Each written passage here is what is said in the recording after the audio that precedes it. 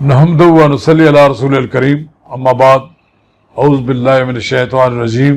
بسم اللہ الرحمن الرحیم۔ اگر آپ نے میرا یوٹیوب چینل سبسکرائب نہیں کیا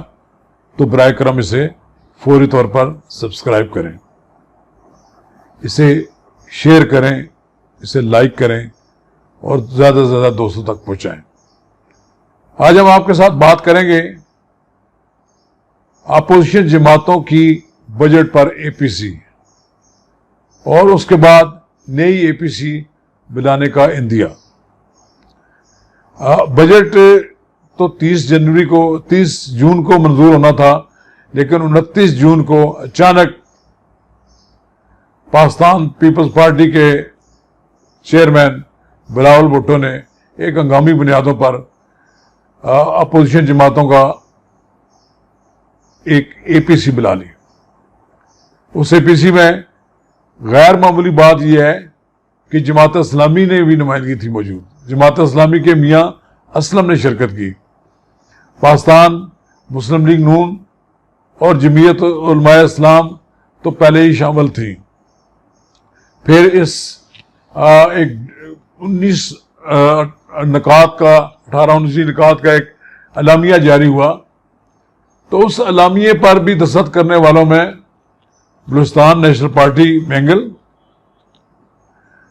نیشنل پارٹی، اسی طرح محمود خان اچکزئی کی پختونخوا ملی عوامی پارٹی، قومی جمہوری پارٹی، اے این پی، الغرض اپوزیشن کی تمام جماعتوں کا ایک اکٹھ نظر آتا ہے۔ تمام جماعتیں ایک نظر آتی ہیں اور انہوں نے دباؤ پیدا حکومت پر بڑھانے کے لیے اس کو بجٹ کو مسترد کر دیا۔ پھر اسی رات وزیر اعظم کو بھی ایک شائعے کا اہتمام کرنا پڑا، جس میں انہوں نے کوشش کی کہ حکومتی اتحاد میں شامل تمام زیادہ سے زیادہ ارکان شرکت کریں، تاکہ وہ بھی یہ ثابت کر سکیں کہ اگلے روز بجٹ ہم آسانی سے منظور کرا لیں گے۔ ایسا مشکل نظر نہیں آتا تھا حکومت کے لیے بجٹ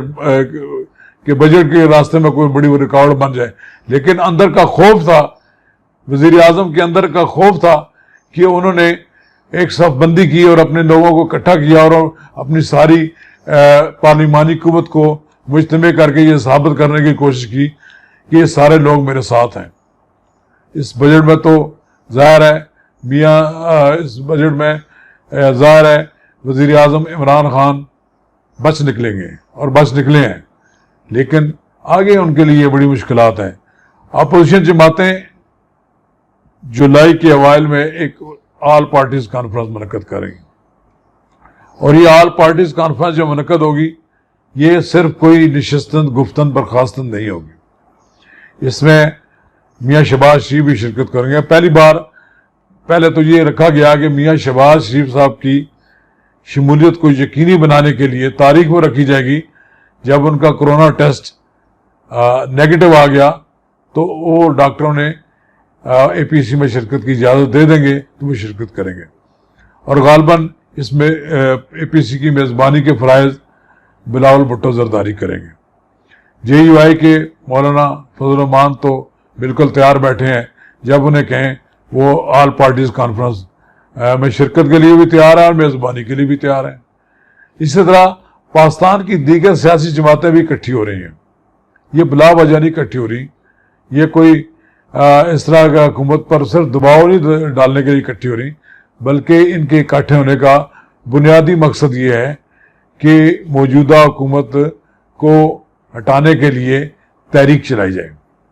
اس تحریک سے بچنے کی ایک ہی صورت نظر آتی ہے کہ وزیر اعظم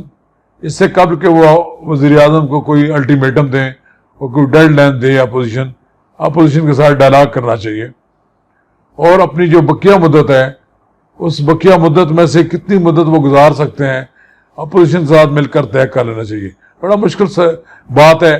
کہ وزیر اعظم کو یہ کہا جائے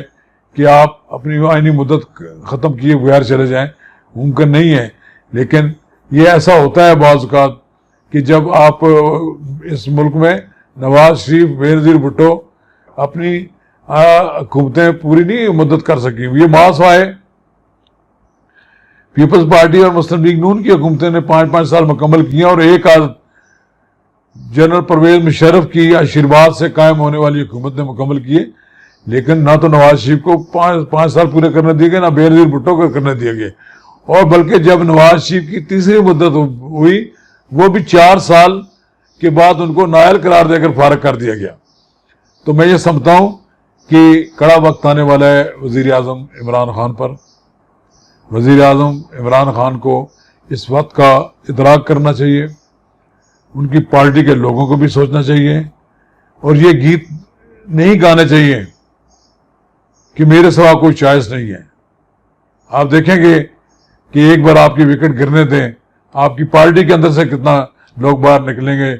جو اپنا کیا کہتے ہیں وہ اپنی قسمت آزمائی کے لیے آ جائیں گے کہ جناب ہم حاضر ہیں اس حکومت کو چلانے کے لیے۔ اگر یہ نہ ہو تو اگر یہ اپوزیشن کے 11 آدمی ادھر ہو جائیں تو بہت آسانی کے ساتھ اپوزیشن کی جماعتیں مل کر اپنی حکومت بنا سکتی ہیں، اور اس میں بھی صف میں کھڑے ہوئے ہیں جناب میاں شہباز شریف، خواجہ آصف، شاہدہ خان عباسی، احسن اقبال، رانا تنویر، اسی طرح پیپلز پارٹی میں موجود ہیں، خود بلاول بھٹو زرداری بھی چاہتے ہیں کہ اگر اس طرح کا کوئی ان کے لیے بھی موقع بن جائے تو وہ بھی اپنا نام وزرائے اعظم میں لکھوا سکیں، کیونکہ ان کے نانا، ان کے والدہ اور وہ خود بننے ان کو باپ رہے ہیں، حتیٰ کہ شاہ نواز بھٹو بھی رہے ہیں وزیر اعظم حیدرآباد۔ تو خاندانوں میں یہ جو ہے اقتدار کے اندر آنے کی ایک ہوس تو یہ ختم نہیں ہو سکتی، لیکن بہرحال فی الحال تو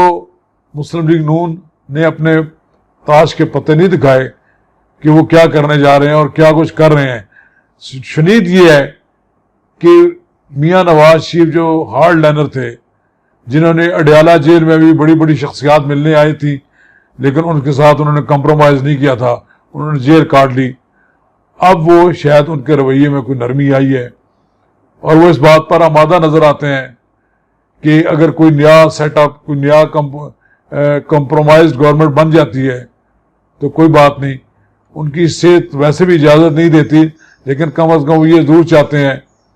کہ ان کی صاحبزادی، ہونہار صاحبزادی مریم نواز ملکی سیاست میں کردار ادا کریں۔ ظاہر ہے آپ یہ کہہ سکتے ہیں کہ 1 جولائی کے بعد شروع ہونے والا مالی سال پاکستان کے لیے، پاکستان کے سیاسی وقت پر نئی خبریں لے کر آئے گا، اور پاکستان میں ممکن ہے کہ یہ آئندہ جو 6 مہینے جو وزیر اعظم نے بھی کہا ہے اپنے وزراء کا ہمارے پاس 6 ماہ ہے، 6 ماہ میں اگر وہ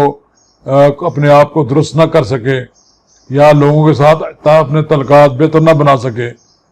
تو پھر یہ 6 ماہ میں ان کی جانے کی جو تیاریاں ہیں وہ شروع ہو چکی ہیں، وہ 6 ماہ میں ہو سکتا ہے ان کو جانا ہی پڑے۔ شکریہ۔